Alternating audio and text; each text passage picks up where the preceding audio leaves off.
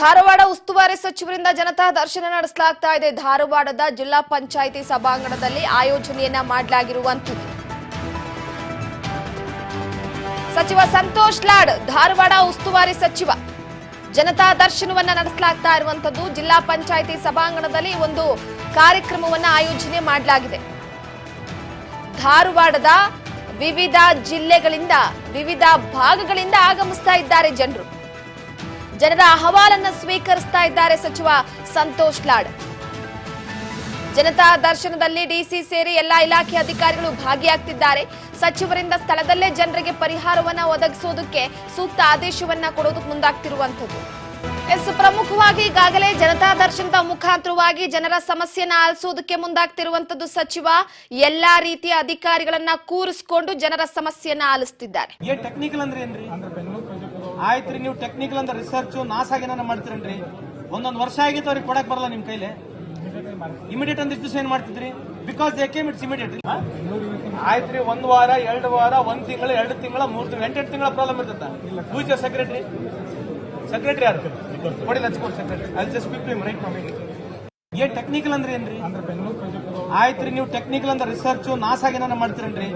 ಒಂದೊಂದು ವರ್ಷ ಆಗಿತ್ತು ಅವ್ರಿಗೆ ಕೊಡಕ್ ಬರಲ್ಲ ನಿಮ್ ಕೈಲಿ. ಇಮಿಡಿಯೇಟ್ ಅಂದ್ರೆ ಇಷ್ಟು ಏನ್ ಮಾಡ್ತಿದ್ರಿ? Because they came it's immediate. ಆಯ್ತ್ರಿ, 1 ವಾರ 2 ವಾರ 1 ತಿಂಗಳು 2 ತಿಂಗಳ 3 ತಿಂಗಳು 8 ತಿಂಗಳ ಪ್ರಾಬ್ಲಮ್ ಇರ್ತದ. Whose your secretary? ಸೆಕ್ರೆಟರಿ ಯಾರು? ಕೊಡಿ, let's go secretary. I just speak to him right now. Technical ಅಂದ್ರೆ ಏನ್ರಿ? ಆಯ್ತ್ರಿ, ನೀವು ಟೆಕ್ನಿಕಲ್ ಅಂದ್ರೆ ರಿಸರ್ಚ್ ನಾಸಾಗ ಮಾಡ್ತೀರನ್ರಿ. ಒಂದೊಂದು ವರ್ಷ ಆಗಿತ್ತು ಅವ್ರಿಗೆ ಕೊಡಕ್ ಬರಲ್ಲ ನಿಮ್ ಕೈಲಿ. ಇಮಿಡಿಯೇಟ್ ಅಂದ್ರೆ ಇಷ್ಟು ಏನ್ ಮಾಡ್ತಿದ್ರಿ? Because they came it's immediate. ಆಯ್ತ್ರಿ, 1 ವಾರ 2 ವಾರ 1 ತಿಂಗಳು. ಸಂತೋಷ್ ಲಾಡ್ ಅವರು ಜನತಾ ದರ್ಶನವನ್ನ ಮಾಡಿದ್ದಾರೆ.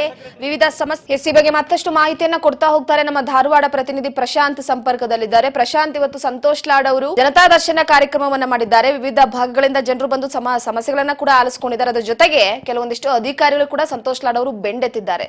ಸೊ ಈ ಬಗ್ಗೆ ಮಾಹಿತಿ ಕೊಡೋದಾದ್ರೆ ಏನಂತಂದ್ರೆ, ಇವತ್ತು ಜಿಲ್ಲಾ ಪಂಚಾಯತ್ ಸಭಾಂಗಣದಲ್ಲಿ ಸಂತೋಷ್ ಲಾಡ್ ಅವರು ಜನತಾ ದರ್ಶನ ಆಯೋಜಿಸಿದ್ರು. ಈ ಸಂದರ್ಭದಲ್ಲಿ ಅಧಿಕಾರಿಗಳು ಅವರು ಹೋದ ಜನತಾ ದರ್ಶನ ಸಂದರ್ಭದಲ್ಲಿ ಹೇಳಿರ್ತಕ್ಕಂಥ ಕೆಲಸವನ್ನು ಜನರಿಗೆ ಮಾಡಿಕೊಟ್ಟಿರಲಿಲ್ಲ. ಹೀಗಾಗಿ ಅವರು ಅಧಿಕಾರಿಗಳಿಂದ ಸಿಟ್ಟಾಗಿ ಅವರನ್ನ ಇವತ್ತು ಬೆಂಡೆತ್ತಿದ್ರು.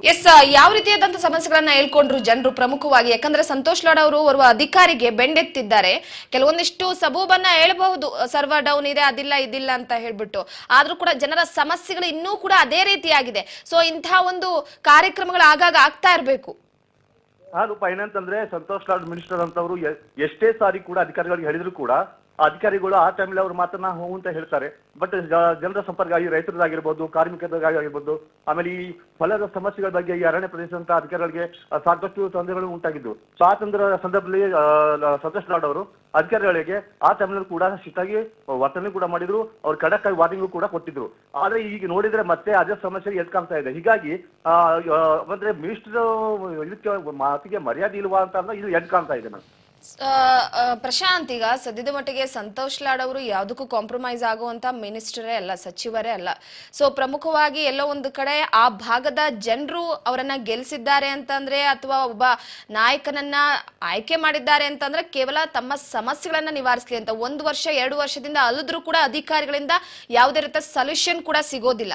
ಸೊ ಎಲ್ಲೋ ಒಂದು ಕಡೆ ಪ್ರತಿಯೊಂದು ಜಿಲ್ಲೆಯಲ್ಲೂ ಕೂಡ ಈ ರೀತಿಯಾದಂತಹ ಜನತಾ ದರ್ಶನ ಆಗಬೇಕು, ಹಾಗೆ ಪ್ರತಿಯೊಬ್ಬರ ಸಮಸ್ಯೆಗಳನ್ನ ಆಲಿಸಬೇಕು. ಏನಂತಂದ್ರೆ, ಸಂತೋಷ್ ಲಾಡ್ ಅವರು ಇಂಥ ಯಾವುದೇ ಕಾರಣಕ್ಕೆ ಕಾಂಪ್ರಮೈಸ್ ಆಗುವಂತ ಮಿನಿಸ್ಟರ್ ಅಲ್ಲ.